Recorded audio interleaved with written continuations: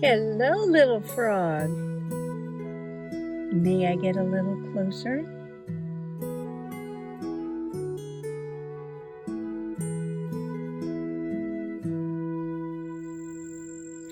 Howdy, Possum Patty here, outside again on another gorgeous September day. Yes, it is picture perfect out here. But you know, that frost does come on quite early. So, well, I decided I needed to get out here and maybe pick some more flowers for my flower press and put them in there because, you know, after they're all gone, I'll be like, how come I didn't put flowers in the flower press? Right? Okay. Well, I made a little video of taking the other flowers out, and now it's ready to fill up again. So first I'm going to show you a little bit of the unpacking of the dried flowers from the last time, and then I'm going to go around and pick, you know, what I can. Oh, I want to get some ferns too. Oh, maybe some more marigolds. They're really pretty, right? Well, all right. I hope you'll come on along. Big reveal. Too many things on the table. Okay. Ooh. Look at these ferns. Aren't they gorgeous? And they kept their color. Man, I should have done more of these. They're already turning brown. Ooh. Maybe I can get some pretty brown ones. A black-eyed Susan. Oh, and look, isn't this sweet? They're so tiny, tiny, tiny. Look at that. That's the verbena.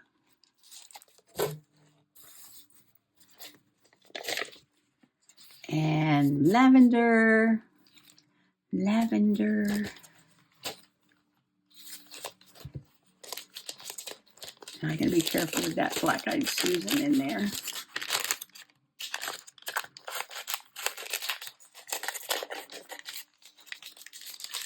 I only got a few of them this year, but the few that I got were way more than what I got last year. Oh, they even smell really good. And when you dry them like this, they retain their color. If you don't have a flower press, you can put some flowers between the pages of an old book, a heavy book. Or if it's not that heavy, you know, pile some other books on top of it. If you don't want to ruin the pages of the book, put some newspaper or something in there. I could have put a lot more in here, right? Oh, more lavender. The little things tend to fall off the lavender, but that's okay. It still works. Look at that. Gorgeous. And I'm excited to see the marigolds if they stayed orange. I might want to dry some more of those. Oh, there they are. Oh, sticking to everything. These are just the petals because, you know, it's a big, big flower head. So I took it apart, see if I could save the petals. I want to use these for Dia de los Muertos, Day of the Dead, because the marigold is a special flower for that holiday. This would also look awesome in some faux handmade paper with real marigold petals because they're so colorful. Oh, purple and orange. That would be a nice combination. Oh, uh-oh. Oh, wasn't too careful there. Oh, this is the salvia. The red salvia. Did I get it everywhere? I don't know. Got a little darker, but still vibrant, I think. Still vibrant.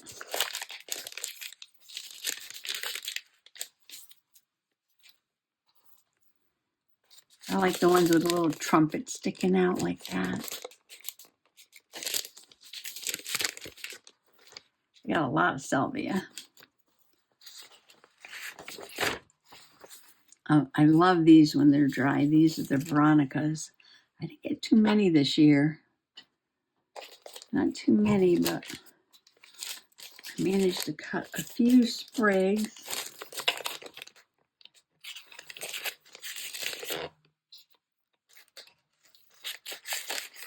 Look at that. I can put something else on that side. See these yellow spots on here? That's all dye from the flowers. Oh, I should go out and paint with some marigold leaves. That's it. What did this fall out of? I don't know. Looks like a bachelor button. I didn't grow any bachelor buttons this year. Oh, you know what? I bet you this was in here from last year. That's a blue bachelor button. Actually, the seeds in it look still good. Okay, at the foot of this tree, I do see some smaller green ferns. I think I'll cut a couple of those and maybe the tips off some of the larger ones.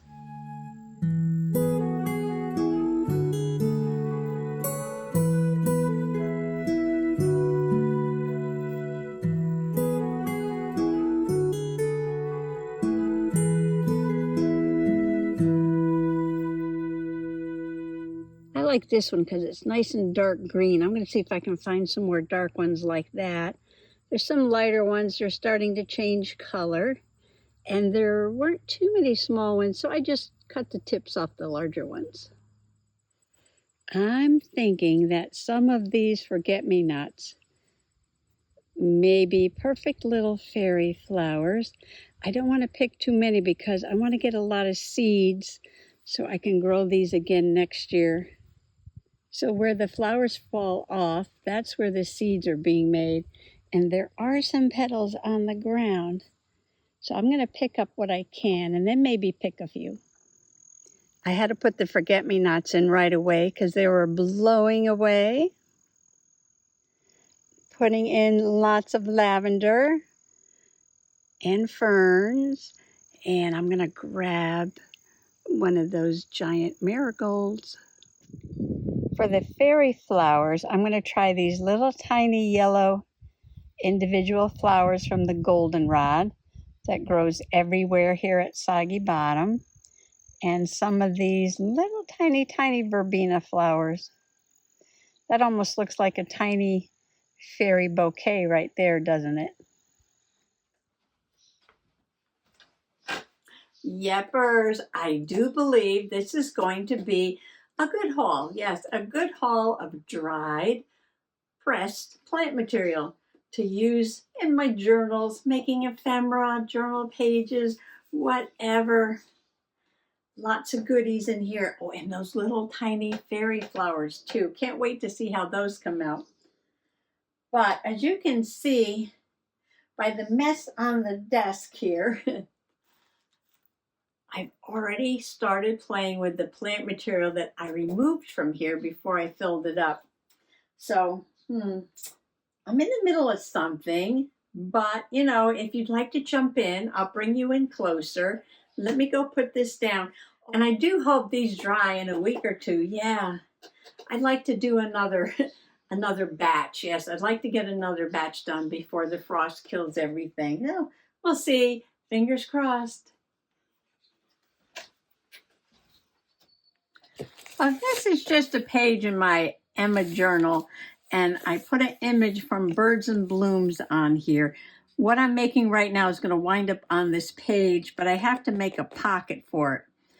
And let me just show you what I'm going to do, and then I'll show you what I'm making. This is from a different magazine, and I love these two squirrels in this fall picture. So I was thinking of cutting them out and making a pocket at the bottom of the page, and that'll be the background. And then I'm going to put my little cards inside of there. So I'll get to that in a minute. Finish working on that. And yes, I pulled out so many different things here. Yeah, that's parchment paper. This is my board. This is my brush that's drying. So this is what I'm making. I find these fascinating. They're little specimen cards with real plant material, sort of a faux frosty glass or faux vellum little window there. I'll show you how I made that. Real fern inside. Very simple. Very easy to make. Oh, I added a little strip of this border that I made last year when I was learning how to do embossing. Some mushrooms on there. Swallowtail butterfly on that side. That's a little paper. And this is scrapbook paper on the back. And I'm going to put it with this tag that I made the other day. Remember, I was doing the texture paste embossing experiment. Yeah, a lot of experimenting. I love to experiment with a fern. And I used a piece of corrugated cardboard to make the lines on the back. And I just put September 15th, making specimen cards with dried flowers from the flower press. Also filled it again for more fun. So I was going to put these two cards in that pocket that I'm going to make. Oh, if you missed the video on this, I'll link it below. Just a fun experiment with textured paste, although I didn't have any. I used sand resin, but it came out nice. And yeah, oh, and I used corrugated cardboard on the back to make the lines very organic. I love it. I'll link that below. But this is what I want to show you today. So I know there's a big mess because I kept pulling out all kinds of paper. I got this vintage looking scrapbook paper. And I got these little cards. I was trying to punch holes in these too. And the paper kept getting stuck inside the hole punch. But instead of, just cutting it out by hand, I kept playing with it. And playing with it and playing with it. Does that fit there? Ooh, look at that. I think I can just squeak out this corner of the paper and not waste it.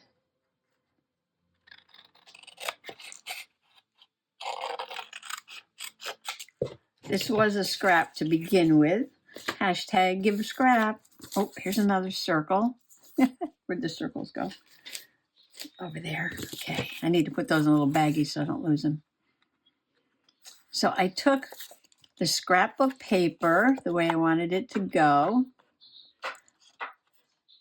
this way, and bottom side up, put this paper. Now this is, I think this is like from Temu. It's just a very thin paper, nice vintagey little image on there. And I held them together, and adding the one piece of scrapbook paper to the thin paper really helped it to cut through. So let's see if it'll work again. Like that. Yes. Two pieces of the thin paper did not work at all. But one scrapbook paper and one thin paper works just fine. So that's how I prepped my paper. All right, now to do the little window part, I am using the back of a napkin. Yes. We take the layers of the napkin apart. We save the white from the back. Now you can save the white and just use it to wipe your hands on so it doesn't go to waste. Use it like a napkin. Or you can also use this white part in your crafting. So what I need is a piece that is, well, you'll need two pieces. I make them a little bigger than the size of the card because, I can trim it down later, and I want to get the little fern in the window. This is just a dirty piece of parchment paper here. I'm going to put the napkin down. I'm going to put that there so I know where to put my fern. Now this fern was a little bit bigger. I took it off the bottom. I think I'll come up little further this time and just pick off one little leaflet like that. These are very delicate. And you can see the spores on the back. See the little dots on the back? Those are the spores. That's how they reproduce. Oh yeah, see that fits nice in the window.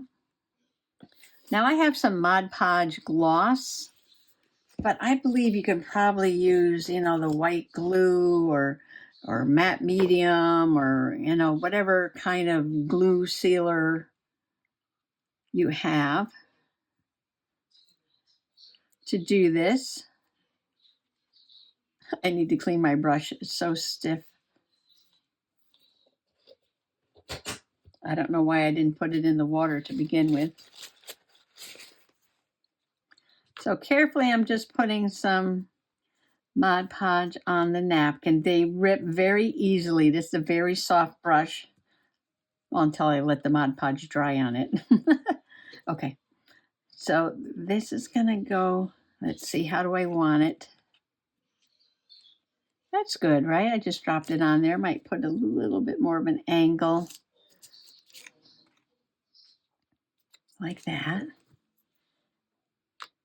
Okay, press it down. Okay, we're gonna put a little bit on the top. I lost the top. Oh, it's in my lap. I've learned to look in my lap lately. Okay, I'm gonna place this on the top. Press this down so I can see the fern there. Be careful. You don't want to rip it. Then I'm gonna go ahead and put a little Mod Podge around to make that napkin stronger.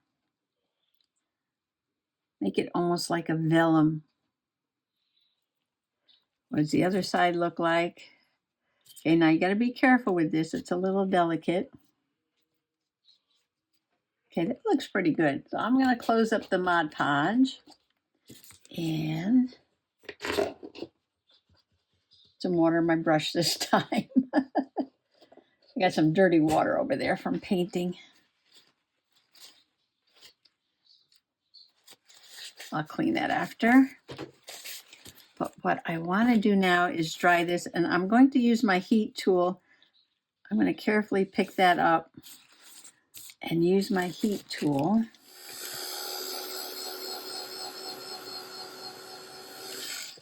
I'm going to move it around until it's dry because I don't want it to stick to the parchment. It just makes this awesome, wrinkly, textured, like faux vellum. Now it's tough enough, yes, to make a window out of it. And if you're going for a little bit of a vintagey look or grungy look, you can even put some, you can just stress it a little bit with the ink like that.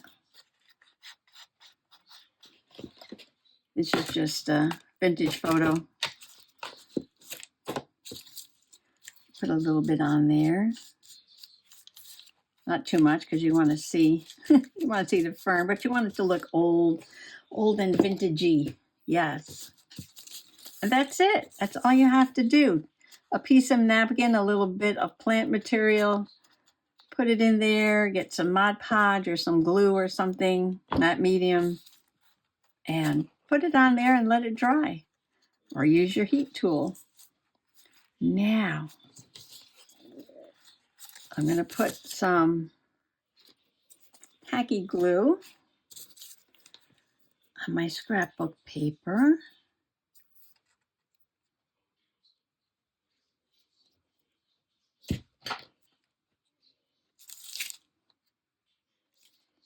Place it in the middle there of the window.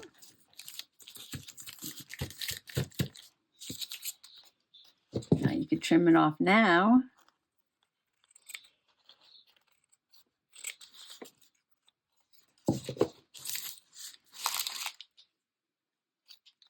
Isn't that gorgeous? I love that. Now need the other side. Now this is thin paper, so this is going to wrinkle a little bit, putting it on top of the napkin, and there's 2 layers of napkin, plus I'm going to use some wet glue. But that just gives it a little extra texture on there, especially when you add the ink.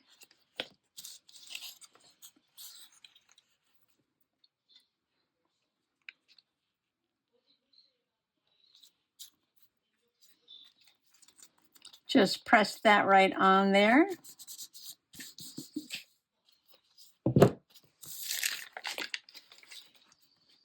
So on this one, I rounded the corners.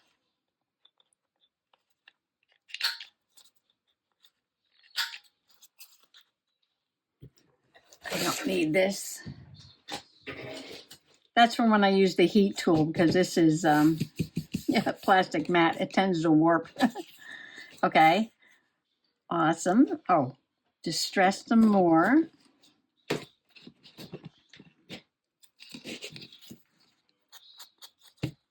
Get it as grungy as you would like. This side's already dark. We're just doing the edges like that. That's it. It's very, very easy. Now I can journal over here, but I'm not going to journal until all this glue is dried, because the paper is soft right now. So I'm going to make that pocket, and then I'll be right back. After cutting out the image, I decided to glue it down to a piece of scrappy scrapbook paper. Give it a little extra strength. Just a magazine image doesn't usually make a good pocket, unless it's a really strong, heavy paper. Thin doesn't work really well. And I just glued it on 3 sides to make the pocket. Got my little journaling card here. Watch how that turquoise pops next to the orange, because they're opposite on the color wheel. Love that. And now I've got my little specimen cards. How fun are those, right? I left a space there. This one I did put the mushrooms, but I left a space there for some journaling. And I could put those in the pocket too. And there it is. Well, I was thinking about putting a ribbon on that tag, and so I just got a little piece of gold ribbon and put it on there. Now the pocket's full. And let's see if I can carefully put the fern back into the package that the stamps came in. They are very delicate. I'm going to have to remember this idea. Yes, keep all the packaging that the stamps came in. Put my dried flowers in. They keep them really nice. Well, I'm going to have to try making a few more cards, especially with the lavender, although the lavender's a little thick. I'll have to find those pansies, because those pansies are really flat. I think this method will probably work best with things that are flatter, or maybe the salvia, or the marigold petals, right? But I do have those little Johnny jump up somewhere. I'll have to find those. Well, what a busy day today, inside and outside, and picking flowers and journaling, right? Well, thanks for joining me. I love your company. Happy junk journaling. Bye-bye.